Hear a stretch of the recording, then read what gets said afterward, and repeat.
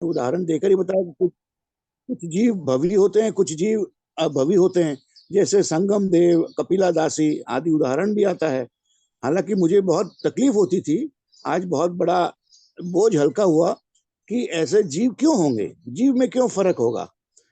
लेकिन आपने एग्जाम्पल भी जो दिया तो वो नहीं मैच कर रहा है, तो जरा समझाइए। आपका प्रश्न है कि भव्य और अभव्य जीव के संबंध में जो मैंने एग्जाम्पल दिया कि मूंग में कोई मूंग एक कड़ा होता है, कोई गेहूं का दाना एक कड़ा होता है, तो फिर कोई जीव ऐसे होते हैं जो अभवी रहते हैं, कोई जीव ऐसे होते हैं जो भवी रहते हैं, क्या ऐसा होता है? हाँ जी, परिस्थितियां आने पर, जैसे कोई दाना कड़ा है, लेकिन वो दाना कड़ा एक अर्थों में है। हो सकता है वो पानी में गलाने से नहीं गला, हो सकता है वो उबाले जाने पर भी नहीं उबला, लेकिन किसी और तरीके से वो चेंज हो सकता है। तो क्या होता है, कोई जीव ऐसे होते हैं जो कई कई कई कई हालातों में गलत ही दिशा में जाते जाते जाते जाते जाते जाते तो वो कठोर हो जाते हैं उस दिशा में, उस दिशा में ही जाने के लिए वो एकदम हैबिचुअल हो जाते हैं। तो कई कई शास्त्र की भाषा में बोलूं तो सागरोपम काल तक, ज्यादा से ज्यादा हो सकता है तो 66,000 सागरोपम से ज्यादा तो कोई भी कर्म की स्थिति हो ही नहीं सकती है।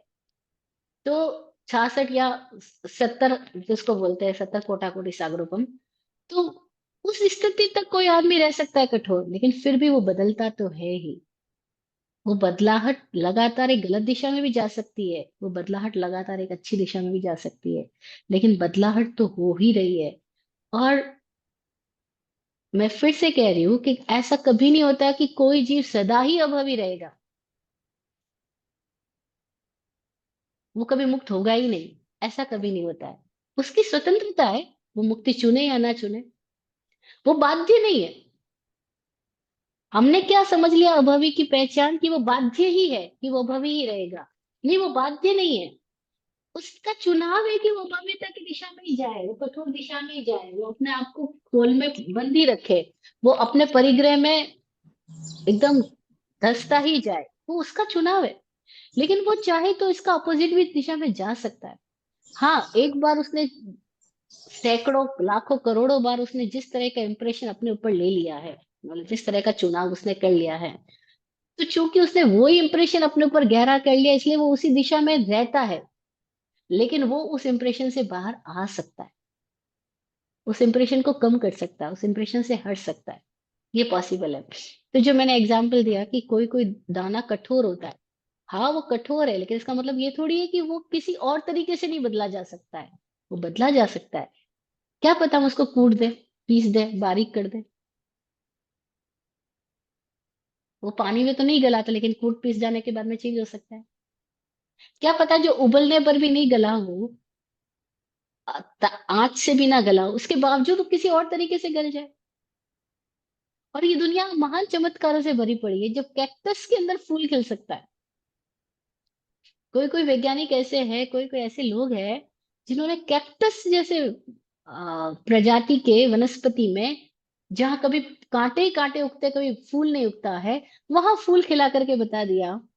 तो फिर किसको माँ भवी का है? नहीं नहीं, अभवी का मतलब हम जड़ धारणा ना बना ले कि ये ही अभवी है। अभवी का मतलब क्या है? उसने वो चुनाव किया कि जिसमें वो कठोर होता गया, वो रमणीय नहीं हुआ, वो स्वाभाविक दिशा में नहीं आया, उसका चुनाव है। और हो सकता है उसने इतना लंबी समय की गहराई तक में उसने वही स्थितियों में रहना पसंद किया है, ये उसका चुनाव है। जैसे मैं देखती हूँ कई लोग अपनी बीमारी के साथ, अपनी समस्याओं के साथ इतने चिपके हुए रहते हैं। हम उनको बोलते भी है कि भी तुम प्रॉब्लम को ओरिएंटेशन में मत रखो, तुम प्रॉब्लम ओरिएंटेड मत बनो, तुम सॉल्यूशन की दिशा में सोचो तो सही, इसका भी सॉल्यूशन है। वो कहते हैं लेकिन सॉल्यूशन हो ही कैसे सकता है? जैसे थोड़े दिनों पहले एक युवक से बात हो रही थी, किसी के घर में मेहमान थे, तो वो स्वामी जी के साथ बात कर रहा था कि अपने बिजनेस की तकलीफ को लेके, कि कैसे मेरा बिजनेस बढ़ सकता है, ये वो। स्वामी जी ने बहुत सारे उसको सुझाव दिए। तो बोलते हैं लेकिन हो ही नहीं सकता, क्योंकि इन्वेस्टमेंट कहाँ से करूंगा? और स्वामी जी बोले लाखों लोग विदाउट इन्वेस्टमेंट बहुत कमा पा रहे हैं, क्योंकि उनके पास टैलेंट है, टेक्नोलॉजी है, सब कुछ है, लेकिन हो ही नहीं सकता। अब वो आदमी बार बार बार बार हो ही नहीं सकता कोई देख रहा है। हम उसको बोल रहे हैं आप प्रॉब्लम फोकस क्यों कर रहे हो, अपने आप को सॉल्यूशन की दिशा में फोकस करो।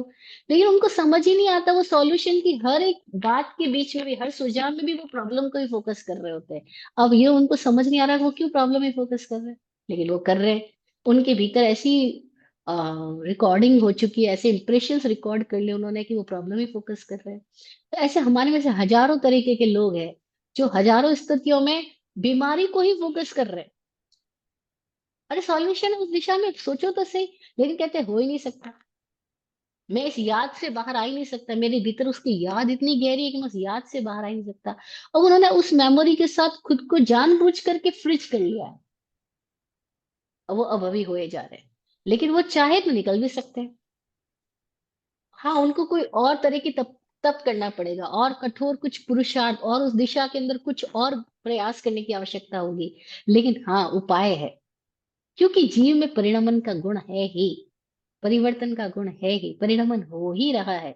तो वो कौन सी दिशा में ले जाए, उसका उसके पास में हमेशा ओपननेस है। प्रेजेंट में चुनाव करने की स्वतंत्रता हमेशा है हमारे पास में। चाहे पास्ट की धारा कैसी भी आ रही हो पीछे से, हमारे पास में इस क्षण में जागने की, ठहरने की, व्यवस्थित होने की स्वतंत्रता है। स्वतंत्रता का हम उपयोग कर पाए, हम नहीं कर पाते। तो इसलिए हमको ज्ञानियों ने क्या मजेदार उपाय दिए। अरे तुम, हो सकता है तुम ऐसे माहौल में हो जहां तुम उपाय नहीं कर पा रहे हो, तो तुम सत्संग के माहौल में जाके रहो। उस माहौल में जहाँ सत्संग है, वहां पे हो सकता है तुम्हारा फूल खिलने लग जाए। और ऐसा हुआ है। जो कहीं नहीं खिल पा रहे थे, अंगुली माल बदल नहीं पा रहा था, लेकिन बुद्ध की उपस्थिति में बदल गया। महावीर, सुदर्शन सेठ की उपस्थिति, श्रमणोपासक की उपस्थिति में अर्जुन माली बदल गया। हाँ, उपाय है। तो ऐसा नहीं है कि कोई अभवी सदा ही अभवी रहने वाला है। हाँ, उसको कोई अलग तरीके के उपायों की जरूरत होगी, और उसके भीतर अगर भावना हुई तो उपाय भी मिल जाते हैं। क्योंकि निमित्त तो हमारे ही उपादान से प्रभावित होकर मिलते हैं ना। हमारे उपादान की वजह से हमको निमित्त मिलते हैं, हम ही निमित्तों को भी तो आह्वान करते हैं, चुनाव करते हैं। तो अभवी भी बदलता है। अभवी का मतलब कोई सदा अभवी हो ऐसा नहीं है, भवी का मतलब कोई सदा भवी हो ऐसा नहीं है। हमारे परिणमन है भव्यत्व की दिशा में या अभव्यत्व की दिशा में। हाँ, कोई के परिणमन इतनी समय की गहराई तक ऐसे हो जाते हैं कि वो हर कर्म उदय की स्थिति में पुनः कर्म का बंधन ही कर रहा होता है, तो उसको अभव्यत्व परिणमन कहा। और कोई हर कर्म उदय की स्थिति में निर्जरा का मार्ग पा लेता है, नया बंधन नहीं करता, प्रतिबंध नहीं करता, तो उसको भव्यत्व की दिशा में परिणमन कहा है। कर्म उदय तो सबकी स्थितियां है ही, लेकिन कोई कर्मोदय की स्थिति में पुनः प्रतिबंध न करे, भव्यत्व परिणमन में जा रहा है। और कोई पुनः पुनः पुनः पुनः परिवर्तन उसी दिशा में जाता जाए, जैसे अनंत अनुबंध करता जाए, तो उसको अभव्यत्व का परिणमन कहा है। लेकिन जो अनंत अनुबंधन कर रहा है, वो भी चाहे तो बदल सकता है, क्योंकि वो जीव है और परिणमन उसका गुण धर्म है। और वो अपने परिणमन को सही दिशा में ले जा सकता है। और ऐसा हुआ है, होता रहा है। कैसे डाकू ऋषि बन गए, कैसे चोर मुनि बन गए। और ऐसा भी हुआ है कि कोई मुनि है और चोर है, कोई ऋषि है लेकिन डाकू है। ऐसा भी हो, देख रहे हैं हम, लगातार देख रहे हैं। साधु समाज में ऐसे कितने धर्म के ठेकेदार कहलाने वाले साधु लोग हैं, लेकिन वो हकीकत में तो धर्म के चोर है, वो लोगों की आस्थाओं के चोर है। ऐसा भी है। हम आँख खोल करके बिना कोई प्रोजेक्शन और बिना कोई मन में पहले से ही जजमेंटल बने, हम निष्पक्ष होके देखे, हमें बड़ा मजे से दिखाई देगा संसार का क्या स्वरूप है। तो पता लगेगा भव्यत्व अभव्यत्व हमारे परिणमन की दिशाएं हैं, हम चाहे जिस दिशा में। फिर जाति भव्य कौन है? जय हो। जाति भव्य, निकट भव्य, आसन्न भव्य, ये सारी जो बातें कही गई है ना, इन सब के पीछे कोई अपेक्षाएं रही थी, समझाने के लिए कहे गए थे। एक एग्जाम्पल से हम समझ सकते हैं। जैसे तीर्थंकर की चेतनाएं हैं, ऐसी कितनी चेतनाएं हैं जो जागरूक होकर के ही जन्म लेती है, जो अपने जन्म का भी चुनाव जागृत अवस्था में करती है। मुझे किस गर्भ में जाना है,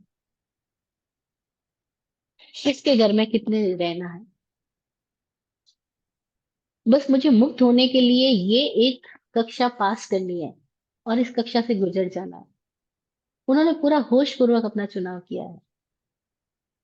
वो जाति भव्य है। जाति मतलब पैदा होने के समय ही उनका चुनाव था कि मुझे इन माता पिता के पास से गुजरना है और मुझे यहाँ मुक्त होना है। बस ये चीज मेरी पार करनी है। जाति भव्य है। पैदा जन्म के साथ ही वो भव्य ही है, क्योंकि उनका जन्म ही चुनाव के साथ, जागृत चुनाव के साथ हुआ। तो जाति भव्य का। आसन्न भव्य, निकट भव्य। जैसे हम देखते हैं ना, जब चावल पक रहे होते हैं, हमने उठा के देखा चावल, हाँ बस ये चावल पकने को है, 2 मिनट और आंच की जरूरत है। अब हमने देखा, उनका समझ में आ गया, अरे ये तो पकने वाला है, बस 2 मिनट आंच की जरूरत है। ये निकट भव्य है। बस ये आसन्न भव्य, निकट को आसन्न को एक ही बात है। बस ये पक जाएगा, अभी मुक्त हो जाएगा। तो कोई लोग हैं जो देख के पहचान जाते हैं कि ये जो सामने बैठा है ना साधक, बस ये क्षण में मुक्त हो सकता है, बस ये होने वाला है, ये पक गया है, क्योंकि ये इस किनारे तक पहुंच गया है। जैसे इंद्रभूति गौतम को महावीर बोले ना, वे तो किनारे तक आ चुका, अब एक छलांग लगा ना, अब क्यों देरी कर रहे हो? इन्न होसी अन्न हम किम पुन चित्त से तीर मागो, अभी तुर पारम गमित ते समय गोयम मा पमायो।